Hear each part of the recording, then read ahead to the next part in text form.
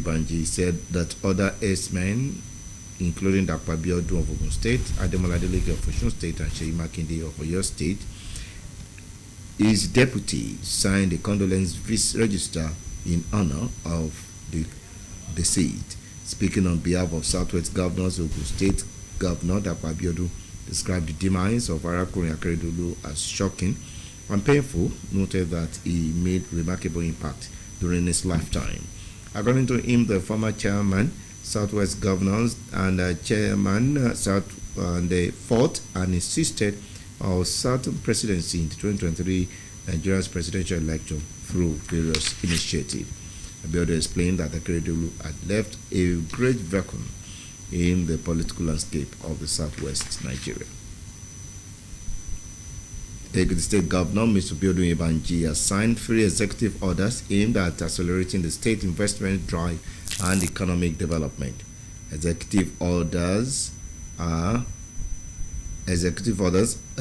the one which is on the promotion of transparency and efficiency in the business environment. Executive Order 2 is on establishment, adoption and implementation of framework for responsive and inclusive land-intensive agricultural investment. And the third executive order is on trade grievances and redress mechanism. In a statement signed by the Chief Press Secretary to the Governor, Mr. Yinka Oyebode, the executive orders were signed by the Governor by virtue of the authorities vested in him by the Constitution. Also, Mr. Oyebanji says that his administration is determined to ensure the proper execution of the 2024 budget for the benefit of the people. Oyebanji made the statement while signing the 2024 budget into law. Yemi Olajitemu has details.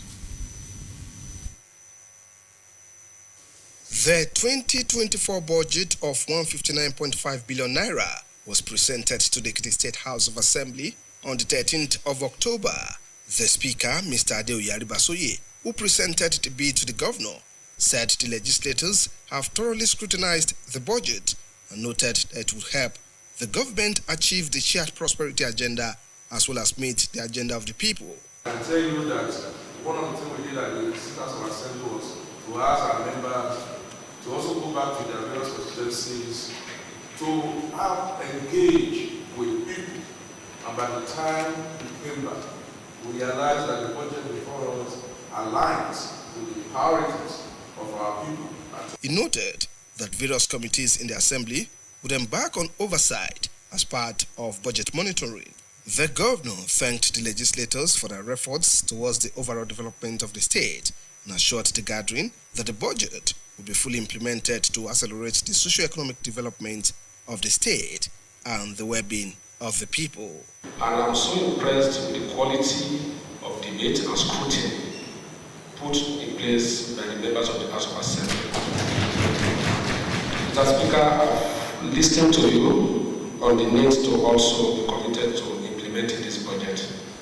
In partnership with the House of Assembly, through your oversight, we will ensure that we implement this budget to the letter. Yemi Olajitemu reporting. As part of effort to improve service delivery and increase the internally generated revenue, the Ekiti State government has expressed its readiness to begin the collection of land use charge from property owners across the state from January next year. The end of the year community engagement with various stakeholders held at Oshutoko Pavilion. Toba Babalola's details. Governor Oyebanji explains that the land use charge, which was signed into law in 2013, was a progressive tax mechanism to improve the internal revenue base of the state, which has now moved from 600 million naira to over 1 billion naira. The governor promised to lead by example on the payment of the land use charge, urging officials of the State Internal Revenue Service to brace up for the tax ahead. According to Governor Oyebanji, the charges will be shared between the states and local councils as government will focus more on the development of various local council headquarters next year. There's a limit to the resources available to us as a government, and that is why I'm pleading with all of us. The land use charge is a 2013 law. It's a law tí a ṣe abandoned. but government have not been able to implement it. The one thing I can assure Ekiti people is we are going to be transparent in the management of this fund. Like the chairman said, both the local government, the LCDA, and the states, we have a share of what is collected from their local government. So local government, we have more money to work. He revealed that churches, palaces and schools are exempted from the charges. Governor Oyebanji told the incoming council chairman to change the narratives of executing petty projects but embark on mega projects that relate with those in urban centers. The chairman, Ekiti State Internal Revenue Service, Mr. Laniro Adetono, said the enumeration of houses, assessments, billing and payments of the property charge would soon commence and sought the support of relevant stakeholders to make it realizable. The Director General, Waste Management Authority, in his presentation, said the new strategies would be evolved towards making the state safer, cleaner and devoid of epidemics. The Director General, Community Communications, Mrs. Mary Osho, had earlier explained that the program was organized to appraise the remarkable impacts of Governor Oyebanji across the state in 2023, having pledged inclusive community participations to enhance grassroots development. We are here today because we have a governor who understands grassroots democracy and grassroots governance. We have a governor who recognizes the fact that the people are the source of power upon which every government rests. Some of those that had benefited from the Oyebanji administration, Bukola Adeleye, Mr. Arowoshua, Wala Wala, David Scott, were present to attest to the impacts of the governor on them. Biodun Abayomi Oyebanji, he made my dream come true. I'm now an employer of labor.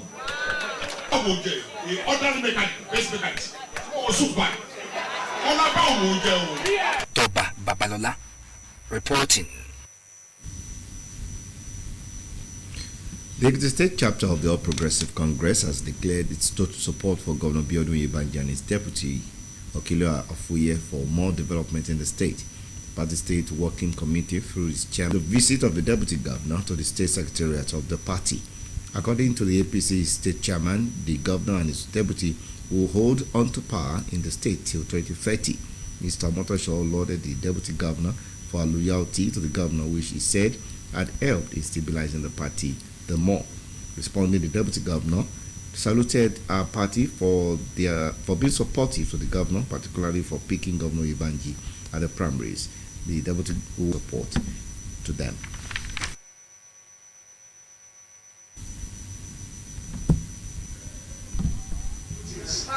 Always stress the West, starting where deep. Ipe South ló tọ́ the governorship ní ìkan wa. Kọ̀ọ̀kan wá ní ọdún mẹ́jọ àkọ́kọ́ yìí o. Because there is no vacancy at the government house.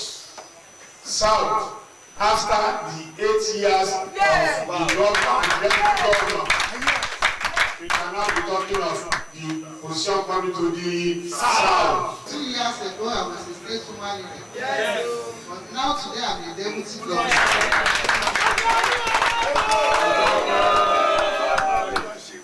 It's not by my power, not by my making. It's because of political continuity. Thanks for the support on this. Thanks for supporting my boss, Mr. Biodun Abayomi Oyebanji. I also appreciate our former governor, KKF, a leader, a mentor, a father, for producing us, myself and my boss. Wow.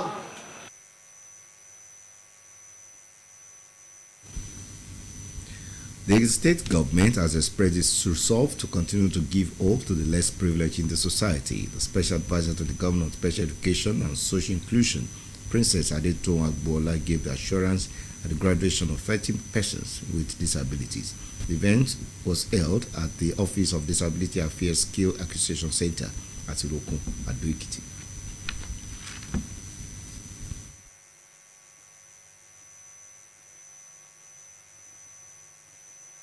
In a speech at the occasion, Princess Agbuola encouraged Therefore, everybody, every person who has disability must be fully engaged. Said that it would be useful to themselves and the society. This will ensure they also go, on internship to work with established companies so that they can learn more before we do their graduation. The Executive Secretary, Office of Disability Affairs, Mrs. Olabisi Fatoba, explained that the center was working towards achieving its main purpose, which include facilitating the vocational aspirations of the less privileged. In a goodwill message, the Commissioner for Women Affairs, Dr. Kweju Babafemi, explained that the vision to train persons with disabilities was born out of the compassion and magnanimity of Governor Biodun Oyèbánjí. She told the graduates of the center that they had been given a path to success, urging them to continue to learn more in their chosen lines. 30 persons with disabilities acquired different vocational skills, including tailoring, ICT, hairdressing, bag making, and shoemaking. They also went home with different working equipments provided by the state government.